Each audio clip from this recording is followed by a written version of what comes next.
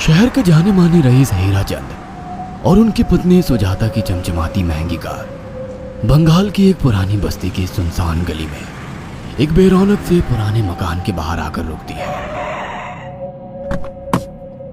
सुजाता, ये तुम मुझे किस जगह लेकर आई हो? ये तो कोई गरीबों की बस्ती लगती है, यहाँ ऐसा क्या है? हीरा चंद के कुछ भी समझ में नहीं आ रहा था कि सुजाता उसे ऐसी अजीब सी जगह क्यों लाई है, जिस मकान में दिन में भी अंधेरा दिख रहा था और धुआं उठ रहा था। आप मेरे साथ अंदर चलिए, सब समझ जाएंगे। यहाँ हमारी हर समस्या का समाधान मिलेगा। सुजाता और हीरा चंद आशंकित कदमों से उस मकान में दाखिल होते हैं। तभी उन्हें किसी महिला की बाहरी आवाज सुनाई पड़ती है। चले आओ, चले आओ। हीरा चंद ने देखा कि उस मकान के अंदर अंधेरा था। अचानक हीरा चंद की निगाह एक कमरे की ओर पड़ी, जिसके अंदर हल्की हल्की सी रोशनी आ रही थी और उस कमरे के अंदर से धुआं उठ रहा था। शायद उस कमरे के अंदर आग जल रही थी। है? ये किसकी आवाज है? यहाँ इतना अंधेरा क्यों है और ये धुआं कैसे उठ रहा है? मेरा तो यहाँ दम घुट रहा है। सुजाता और हीरा चंद धीरे धीरे कदमों से उस कमरे के अंदर चले गए। अंदर वाले कमरे में बिखरे बाल वाली एक खूबसूरत सी बूढ़ी औरत सामने जल रही आग में एक मुर्गी की गर्दन काटकर उसका खून गिरा रही थी और मुर्गी का शरीर छटपटा रहा था। ये देखकर सुजाता को उबकाई आने लगी। हीरा चंद ने सुजाता की ओर देखकर कहा, तुम ही मुझे यहाँ लेकर आई हो और खुद ही घबरा रही हो।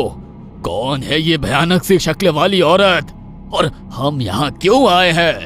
अचानक उस औरत ने एक झटके में मुर्गे की गर्दन धड़ से अलग कर दी। ये देखकर सुजाता के मुंह से चीख निकल गई और सेठ हीरा चंद भी सहम गया। वो बहुत डरावना नजारा था। ये अघोरा ताई हैं। ये हमें अपनी काली तंत्र विद्या से संतान सुख प्रदान कर सकती हैं। इसलिए मैं आपको यहाँ लेकर आई हूँ। कैसी बात करती हो? जहाँ बड़े से बड़े डॉक्टर सफल नहीं हुए, वहाँ ये मामूली औरत क्या कर लेगी?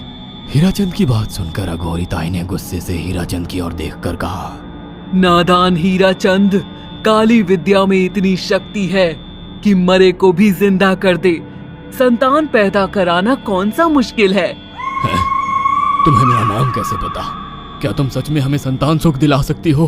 तुम जितनी दौलत मांगोगी मिल जाएगी, अगर ये संभव है तो। संतान का नाम सुनते ही हीराचंद की आंखों में चमक आ गई। वह संतान के लिए कुछ भी कर सकता था। तुम लोगों को मुझे एक नवजात शिशु लाकर देना होगा। मैं उस शिशु की बलि चढ़ा दूंगी और फिर वही शिशु तुम्हारे घर में फिर से जन्म लेगा। नवजात शिशु की बलि का नाम सुनते ही सुजाता और हरिचंद डर के मारे सिहर गए, पर उनकी आंखों में उनकी संतान का सपना ज्यादा बड़ा था। वो सब करने को तैयार थे। अघोरा ताई, आप जैसा कहेंगे हम वैसा करेंगे। बस हमें संतान सुख दिला दो। बिना वारिस के हमारी दौलत किस काम की? संतान सुख के लिए अंधे हो चुके सुजाता और हरिचंद अपनी नौकरानी शीला से एक नवजात बच्ची चोरी करवा के अघोरी ताई को दे देते हैं।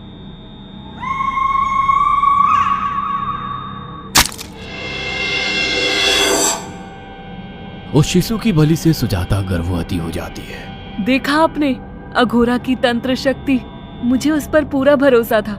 चलो चलकर उन्हें धन्यवाद कहते हैं। हीराचंद और सुजाता अघोरा ताई के पास पहुंचते हैं। वो दोनों बहुत खुश थे और अघोरा पर उन्हें अंधविश्वास हो गया था। अघोरा ताई, आप महान तंत्रिका है। आपने वो चमत्कार कर दिखाया जो बड़े बड़े डॉक्टर नहीं कर सके।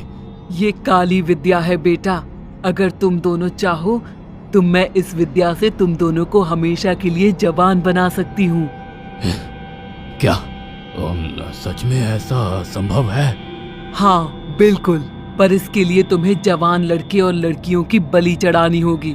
तुम उन्हें यहाँ तक लाओ, बाकी मैं देख लूंगी। जवान रहने की लालच में अंधे सुजाता और हरिचंद एक अनाथ आश्रमों से हर रोज एक लड़की या लड़के को गोद लेने के बहाने अघोरी के पास बलि चढ़ाने ले जाने लगे। और एक दिन अघोरी ताई ने हीराचंद और सुजाता से इंसानी मांस खाने को कहा। पूरी तरह से इंसान से हैवान बन चुके अब वो दोनों इंसानी मांस खाने के लिए तैयार भी हो गए। ये गर्म खून और मांस खाकर तुम लोगों की उम्र भी बढ़ जाएगी। खाओ इसे। हाँ, सच में ये इंसानी मांस बड़ा स्वादिष्ट है। अघोरा ने अपनी बातों में फंसाकर सुजाता और हरिचंद को नरभक्षी बना दिया था। वो तीनों हर दिन बलि चढ़ाकर खून पीकर मांस खाने लगे। नौकरानी शीला भी नए शिकार लाने में उनकी मदद करती थी, मगर एक दिन शीला को शिकार नहीं मिला। मेम साहब, आज एक भी शिकार हाथ नहीं लगा और मैं बहुत थक गई हूँ और घर जाकर थोड़ा आराम करना चाहती हूँ। कोई बात नहीं शीला, एक छोटा सा काम है, तुम हमारे साथ चलो, लौटते में हम तुम्हें घर छोड़ देंगे। जी मेम साहब। शीला नहीं जानती थी कि शिकार नहीं मिलने से सुजाता और हरिचंद अंदर से बौखला गए थे और उनके दिमाग में एक शैतानी चाल चल रही थी। सुजाता, ये बेहोशी की दवा है, शीला के कार में बैठते ही तुम उसे सुंघा देना। आज हमें इसी की बलि देनी होगी। इसने हमारे यहाँ का बहुत खाना खाया, अब हम लोग इसे खाएंगे। वैसे भी ये आगे चल के हमारे लिए खतरा बन सकती थी। कार में बैठते ही सुजाता शीला को बेहोश कर देती है और वो लोग सीधे अघोरी ताई के यहाँ पहुंच जाते हैं, जहाँ अघोरी ताई शीला की बलि चढ़ा देती है और तीनों मिलकर उसे नोच कर खाते हैं। अघोरी ताई, हमको बलि चढ़ाते हुए पूरा 1 साल हो गया है। हमारा बेटा भी साल भर का हो चुका है। अब और कितनी बलि देनी होगी? बस एक आखिरी क्रिया और बची है, उसके बाद तुम दोनों हमेशा के लिए जवान हो जाओगे। कैसी क्रिया अघोरा ताई? 3 दिन बाद सूर्य ग्रहण है, हमें पास के घने जंगल में एक विशेष क्रिया करनी होगी। उसके बाद तुम लोग कभी बूढ़े नहीं होगे। कितना अच्छा होगा, हम हमेशा जवान रहेंगे और सालों साल तक अपनी दौलत से ऐश करेंगे। हाँ, सच कहा। अघोरा ताई ने हमारे हर सपने पूरे कर दिए। 3 दिन बाद बंगाल के बियाबान जंगल में कोहरे और ओस से भीगे पेड़ों के बीच एक घने बरगद की बेलों पर कटे इंसानी सिर लटक रहे थे, जिसमें से खून टपक रहा था। काले जादू का सामान भी रखा था।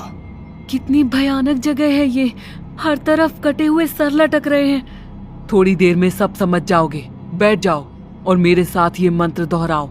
ओ, अघोरा, ये किन लोगों की कटी हुई गर्दनें हैं? आप यहाँ क्या करने वाली हो? हीराचंद की बात सुनकर अघोरा जोर जोर से हंसने लगी और उसने एक शैतानी हंसी हंसते हुए हीराचंद की ओर देखकर कहा,